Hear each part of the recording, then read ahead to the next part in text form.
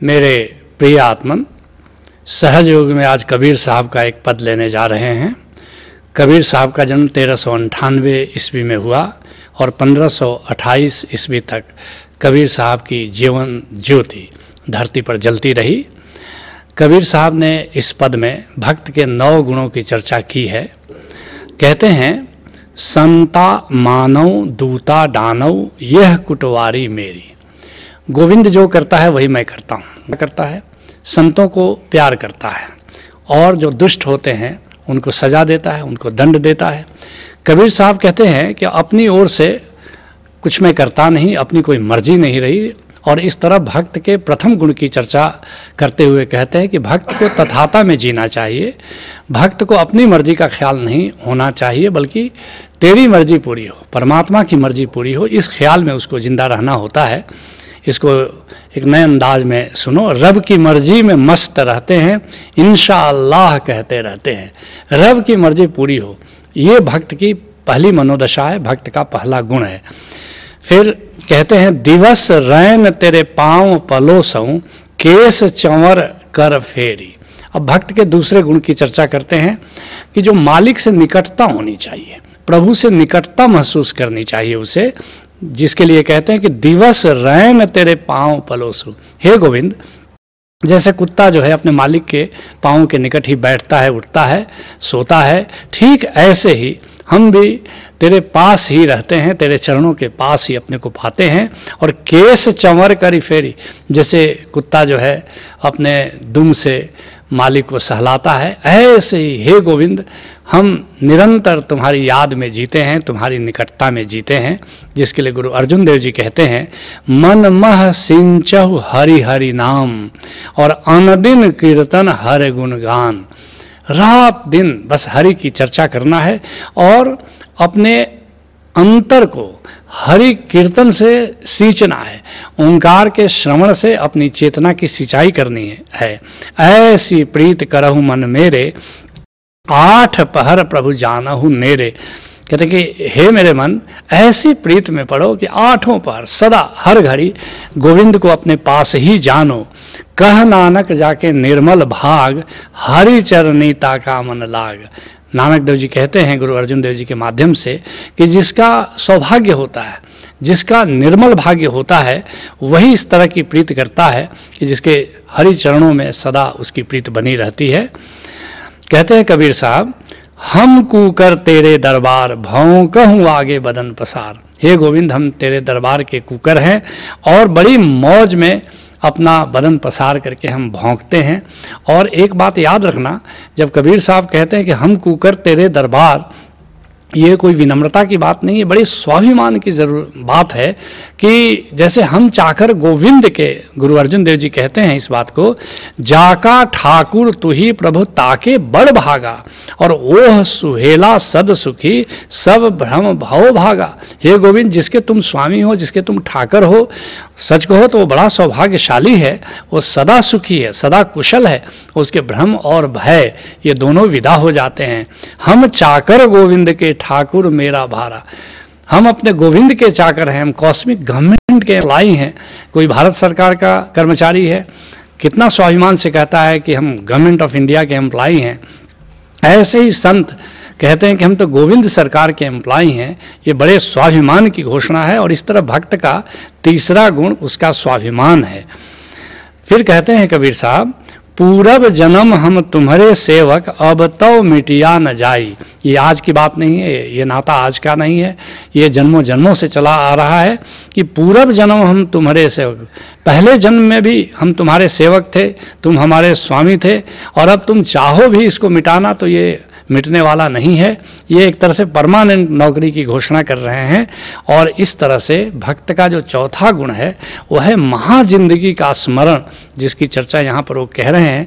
यह जीवन महत्वपूर्ण है, लेकिन महाजिंदगी, ये जन्मों की जो श्रृंखला है वह ज़्यादा महत्वपूर्ण है। और जब भी चुनाव इस जीवन और महाजीवन में करना हो तो भक्त हमेशा महाजीवन को चुन लेता है। कहते हैं कबीर साहब, तेरे दुआरे धुनि सहज की माथे मेरे दगाई। और कहते हैं कि देखो गोविंद, जैसे लोग अपने पशुओं को दागा करते हैं और पशु उनके प्रति प्रतिबद्ध होता है, जैसे पुराने ज़माने में हाथी और घोड़े जब लड़ाई पर जाते थे तो उस समय चाहे कितना भी युद्ध चल रहा हो लेकिन वे भागते नहीं थे। ऐसे ही हे गोविंद, हम तुम्हारे दरबार से भागने वाले नहीं, हम तुम्हारे द्वार से भागने वाले नहीं हैं। ऐसी प्रतिबद्धता भक्त के मन में होनी चाहिए। ये भक्त का 5वां गुण है। आगे कहते हैं कबीर साहब, कोठरे मह कोठरी परम कोठी विचार। कहाँ जाना है, अंतर यात्रा का स्वरूप क्या है, अंतर यात्रा का मानचित्र क्या है, ये भक्त को ये जानना चाहिए। और भक्त के लिए ये 6ठा गुण का वर्णन करते हैं कि अंतर यात्रा की दिशा एवं मानचित्र होना चाहिए। कहीं मंजिल तो नहीं है भक्ति की, कहीं मंजिल तो नहीं है समाधि की, कहीं मंजिल तो नहीं है सुमिरन की, कहीं मंजिल तो नहीं है अंतर यात्रा की, मगर दिशा जरूर है और दिशा बाहर से भीतर की ओर है। कोठरे मह कोठरी परम कोठी विचार। जैसे पहला आकार है, आकार के भीतर निराकार है, निराकार के भीतर ओंकार है। और भक्त को सदा इस बात का स्मरण होना चाहिए कि हमारी यात्रा आकार से ओंकार की ओर है। कहते हैं कबीर साहब, गुरु दीनी बसत कबीर को लेवहु वस्तु संहार। और एक बात हमेशा स्मरण करना है कि वो मूल वस्तु, सार वस्तु क्या है, और सार वस्तु ओंकार है। यही गुरु देता है। गुरु दीनी वस्तु कबीर को। भक्त को सदा इस बात को याद रखना होता है कि ओंकार ही मूल वस्तु है। ओंकार के बिना सारी भक्ति व्यर्थ है। गुरु दीनी वस्तु कबीर को लेवहु वस्तु संहार। और ये जो गुरु ओंकार की दीक्षा देता है, वो नाम की दीक्षा देता है, उसको हमें संभाल करके रखना पड़ता है, उसे संजो करके रखना पड़ता है। कहते हैं कबीर साहब, कबीर दी संसार को लिन्नी जिस मस्तक भाग। कबीर साहब कहते हैं कि वह वस्तु जो मुझे गुरु ने दी थी, मैंने बड़ा संभाला, बड़े जतन से रखा, और अब वक्त आया है तुम्हारे सारे संसार को अब वह ओंकार मैं बांट रहा हूँ, वो ओंकार मैं दे रहा हूँ। और इस प्रकार भक्त के 8वें गुण की वो चर्चा करते हैं, करुणा की। तुम्हारे भीतर हमेशा ये करुणा होनी चाहिए कि जो आनंद तुम्हें मिला उस आनंद को सबको बांटना है, केवल अपने तक उसको रखना नहीं है।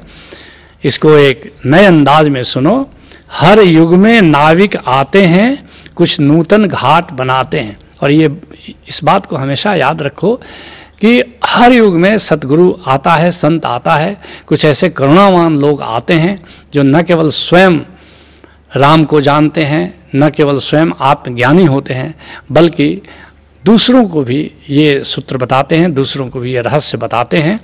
हर युग में नाविक आते हैं, कुछ नूतन घाट बनाते हैं, तैयार खड़े जो चलने को उन्हें पार ले जाते हैं। लेकिन उन्हीं लोगों को संत सहायता कर पाता है जो उसके पास जाते हैं, जो उसकी नाव पर सवार होते हैं। खुल रही एक है नाव अभी, मत कहना मिला न दांव कभी, तीर्थंकर शरणम गच्छामि, भज ओशो शरणम गच्छामि।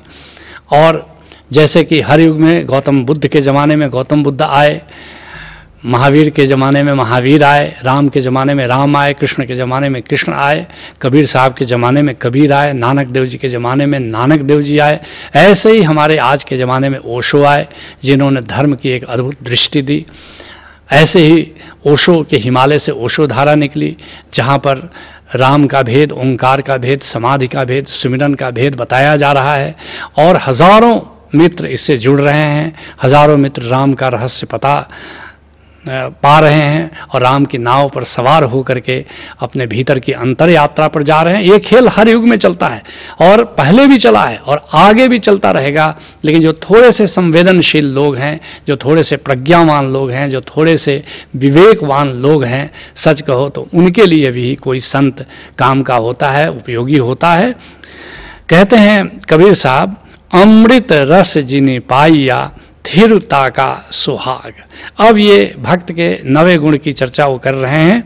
जैसे कि भक्त हमेशा परमात्मा से रिश्ता बना करके जीता है। सखा भाव में जी सकते हो, दुल्हन के भाव में जी सकते हो। बहुत सारे भक्त मानते हैं कि मैं दुल्हन हूँ, राम हमारा दूल्हा है। बहुत सारे सूफी मानते हैं कि राम दुल्हन है, वे दूल्हा है, राम प्रियतमा है, वे प्रियतम है। इससे कोई फर्क नहीं पड़ता, लेकिन कोई प्यारा सा रिश्ता अगर जोड़ लो तो परमात्मा के प्रति अनुराग तुम्हारा और गहन होता है।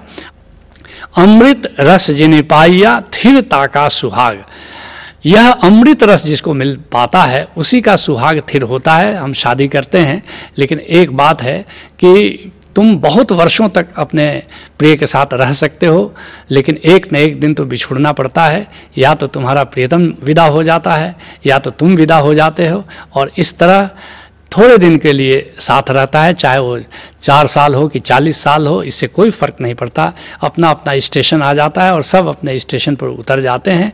लेकिन ऐसा साथी खोजो जो महाजिंदगी का साथी हो, और ऐसा साथी तो कोई गोविंद ही हो सकता है। अमृत रस जिनि पाइया और थिरता का सुहाग। ये अमृत रस क्या है? यह जो ओंकार है यह सदा बरस रहा है। ओंकार का रस सदा ही भीतर झर रहा है। इसको संतों ने राम रस भी कहा है, अमृत रस भी कहा है, कई नामों से इससे पुकारा है। किसी तरह इस अमृत रस को जान लो जो सदा ही अखंड कीर्तन की तरह बरस रहा है। बस हमारा ध्यान देने की जरूरत है। अमृत रस जिनि पाइया थिरता का सुहाग। गोविंद से एक बार अपने माथे में सिंदूर लगवा लो तो फिर सदा सुहागन हो जाते हो। तुम्हारा सुहाग कभी टलता नहीं है। जिसके लिए गुरु अर्जुन देव जी कहते हैं, भ्रम खोयो शांत सहज स्वामी। मेरे सारे भ्रम मिट गए। कैसे मिट गए? मुझे एक स्वामी मिल गया, मुझे एक प्रियतम मिल गया, मुझे एक दूल्हा मिल गया, और जिसको पाते ही हमारे भीतर एक शांति आ गई। मैं शांत हो गया, मैं सहज हो गया। ये 2 कसौटियां हैं जिस पर अपने साधना को तौलते रहो। जिस साधना पर तुम चल रहे हो, क्या तुम शांत हो रहे हो? क्या तुम सहज हो रहे हो? क्योंकि सहजता अंतर यात्रा का एक मुख्य पड़ाव है। जब सारी असहजता, सारा कंप तुम्हारा विदा हो जाता है और तुम सहज हो जाते हो। भ्रम खोयो शांत सहज स्वामी, परगास भया कौल खिलया। और जैसे जैसे अंतर यात्रा में आगे बढ़ते चले जाते हो, भीतर एक प्रकाश होता चला जाता है और भीतर सहस्त्रदल कमल खिल उठता है, कली खिल उठती है। सहस्त्र तो एक प्रतीक है, हजारों हजारों पंखुड़ियाँ उस सहस्त्रदल कमल की है। और जैसे जैसे भीतर गोविंद से नाता तुम्हारा जुड़ता चला जाता है, वैसे वैसे सहस्त्रदल कमल और प्रमुखता से खिलता चला जाता है। बर पाया प्रभ अंतर जामी, नानक सुहाग न टलिया। कहते हैं गुरु अर्जुन देव जी कि अब ऐसा वर पा लिया जो सदा मेरे भीतर ही विद्यमान रहता है, कहीं आता है न जाता है। बर पाया प्रभ अंतर्जामी, नानक सुहाग न टलिया। नानक देव जी कहते हैं गुरु अर्जुन देव जी के माध्यम से, अब मेरा सुहाग टलने वाला नहीं है, मैं सदा सुहागन हो गई। ऐसे ही तुम भी किसी कामिल मुर्शिद से जुड़ो और उस शाश्वत गोविंद से नाता जोड़ो, उसे अपना प्रियतम बना लो। यही सहज